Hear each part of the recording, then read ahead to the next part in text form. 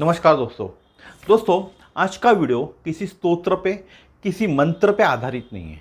आज का वीडियो है कि आज आपने देखा होगा, अगर आपने लोकसभा का सत्र देखा होगा, जो आज संसद में लोकसभा का सत्र चालू था, वहाँ राहुल गांधी ने क्या जवाब दिया।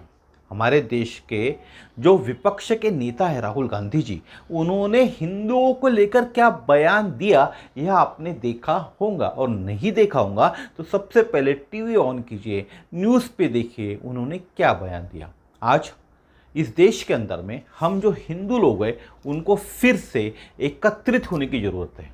आप देख रहे होंगे सनातन धर्मी हिंदू धर्मी जो लोग हैं उनका कैसे सरेआम हमारे देश के संसद के अंदर ही अपमान हुआ जा रहा है। इस देश के जो 80% हिंदू लोग हैं उन हिंदू लोगों को क्या कहा जा रहा है। अगर आपने आज भाषण सुना होगा राहुल गांधी का, तो उन्होंने जो 80% इस देश के हिंदू हैं उनको हिंसक कहा, बात करें उनको आतंकवादी कहा, हिंसक कहा। इस देश के हिंदुओं को उन्होंने हिंसक कहा, और जो लोग देश के अंदर में आतंकवाद फैलाने का काम करते, जो लोग बाहर से आते, इस इस्लाम धर्म को अपनाते और इस्लाम धर्म के नाम पर इस देश के अंदर में आतंकवाद फैलाना चाहते, उनके बारे में कुछ नहीं कहा उन्होंने। उन आतंकवादियों के बारे में कुछ नहीं कहा। इस देश में रहने वाले 80% हिंदू लोगों को उन्होंने हिंसक बताया। क्या अभी भी आप राहुल गांधी को सपोर्ट करोगे, राहुल गांधी के पार्टी को सपोर्ट करोगे? क्योंकि राहुल गांधी की जो पार्टी है, या इंडी गठबंधन बोलो या इंडिया गठबंधन बोलो, क्या उन नेताओं के अंदर में जितने भी लोगों को इस लोकसभा चुनाव के अंदर में लोगों ने जिता कर दिया, क्या सभी अलग धर्म के थे?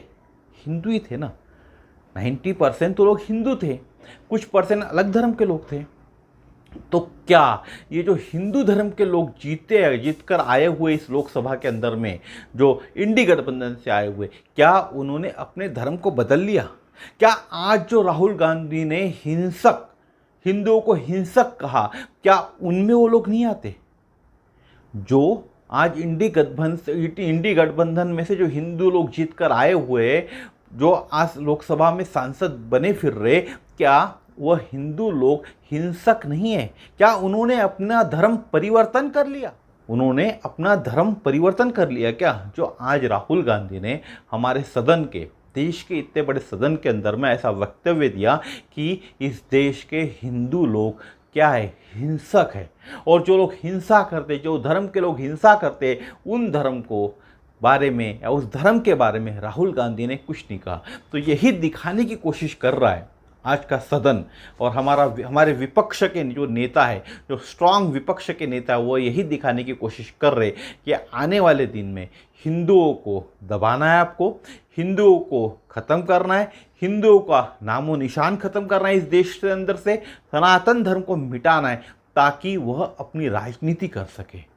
अब आपको सोचना है, हमें सोचना है, हमें खड़ा होना है हमारे सनातन धर्म को बचाने के लिए, हमारे हिंदू धर्म के बचाने के लिए। क्योंकि इसी तरह की जब मुग़ल आए थे तो मुग़लों ने ऐसी फूट डाली थी, अंग्रेजों ने भी ऐसी फूट डाली थी, हिंदू मुस्लिम की फूट डाली थी, और इसी फूट के कारण हम हिंदू ही आपस में लड़ पड़ते।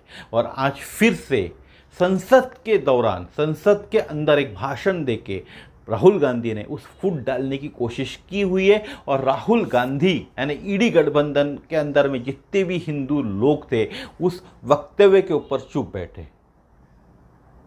उनको शर्म नहीं आई कि एक हिंदू होने के बाद भी उनको हिंसक बोला जा रहा है, उनका नेता उनको हिंसक बोल रहा है, तो भी उन्हें शर्म नहीं आई। वो लोग ताली बजा रहे थे, बेंच बजा रहे थे इस वक्तव्य पर राहुल गांधी के। तो अगली बार, अभी जब भी विधानसभा के इलेक्शंस होंगे, लोकसभा के इलेक्शंस होंगे, आपको सही नेता चुनना पड़ेगा। क्या हमारे सनातन धर्म को इस देश के अंदर में आगे ले जाना, अगर ले जाना चाहते हो, तो हमें हमारे सपोर्ट करने वाला नेता चुनना पड़ेगा। मैं नहीं कहता हूँ कि आपको बीजेपी का चुनना चाहिए, कांग्रेस का चुनना चाहिए और किसी पार्टी का चुनना चाहिए, आम आदमी का चुनना चाहिए। जो हमारे धर्म को सपोर्ट करता है, जो हिंदुओं को सपोर्ट करता है, जो सनातन को सपोर्ट करता है, सरेआम गाली नहीं देता। क्योंकि आज तो लाखों लोगों ने देखा होगा, इस देश के दूसरे देशों के लोगों ने भी राहुल गांधी को सुना होगा और उन्होंने हिंदू धर्म को हिंसक बोला और इसका फ़ायदा हमारे दुश्मन देश भी उठा सकते हैं। क्योंकि राहुल गांधी ने ही बोला वे हिंसक जो इस देश के अंदर में रहते हैं। दो प्रधानमंत्री, तीन प्रधानमंत्री उनके परिवार से इस देश को दिए हुए उनके परिवार ने, तीन प्रधानमंत्री, उनके परिवार का एक सदस्य कह रहा है कि हिंदू हिंसक है। तो हम हिंदुओं को जागने की ज़रूरत है, एक साथ आने की ज़रूरत है। क्योंकि ये फूट पाड़ने का जो एक सिलसिला है ना, फिर से चालू हो गया है। इस लोकसभा इलेक्शन से पहले से चालू हो गया था। आपने देखा होगा किस तरह से संविधान की बात करके, किस तरह से बात करें मैं मुस्लिमों के हक छीने जाने वाले, इस तरह की बात करके, किस तरह से अलग अलग जाति धर्म के हक छीने जाने वाले, ऐसी बात करके इन्होंने लोकसभा के अंदर में तो वोट हासिल कर लिए। और अब जब स्ट्रांग विपक्ष नेता बन गए तो वहाँ बैठकर, सदन में बैठकर हमारे हिंदू धर्म को क्या बोल रहे, आपने सुना होगा, हिंसक कह रहे। हमारे इस हिंदू धर्म को हिंसक कह रहे, जिस धर्म ने पूरी दुनिया को अहिंसा का शिक्षा दी, जिस दुनिया ने यानी पूरी दुनिया को जिस धर्म ने हिंदू धर्म ने अहिंसा का ज्ञान दिया, उसी हिंदू धर्म को वह हिंसक कह रहे। और इंडी गठबंधन के जो भी हिंदू लोग हैं, जो जीत कर आए हुए इंडी गठबंधन में, वो उसका समर्थन कर रहे। तो आपको सोचना होगा कि सत्ता के लिए ये लोग क्या कर सकते। फिर से एक इस्लामिक देश की मांग भी हो सकती है इस देश के अंदर में, अगर आने वाले दिनों में हम इकट्ठा नहीं हुए। और जैसे जैसे इन लोगों की जमात बढ़ती जाएंगी तो फिर से एक अलग से मुस्लिम राष्ट्र की मांग भी ये लोग कर सकते।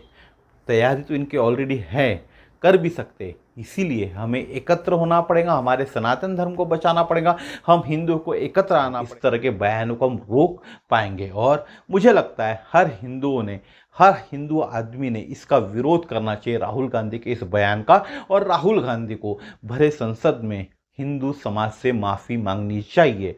अगर वह हिंदू है, उनके साथ इंडी गठबंधन के अंदर में जितने भी लोग काम जीत कर आए हुए इंडी गठबंधन के, वो हिंदू लोग खुद को हिंदू मानते, तो सदन के अंदर में राहुल गांधी ने पूरे देश से माफ़ी मांगनी चाहिए। आपका क्या विचार है, जरूर बताइएगा मुझे। मैं कोई भी पार्टी से प्रेरित नहीं हूँ, मैं सिर्फ ये लाइव देख रहा था और तभी जब राहुल गांधी ने ये बात कही कि हिंदुओं को हिंसक बोला, तभी मेरा मैंने क्या बोलूँ, मेरा दिमाग काम करना बंद कर दिया था उस वक्त में। तो दोस्तों, हमें इकट्ठा आना ही पड़ेगा हिंदुओं को, तभी इस देश के अंदर में सनातन धर्म को हम बढ़ा सकते, हिंदू धर्म की रक्षा कर सकते। तो कल फिर मिलेंगे नए वीडियो में नए विषय के साथ।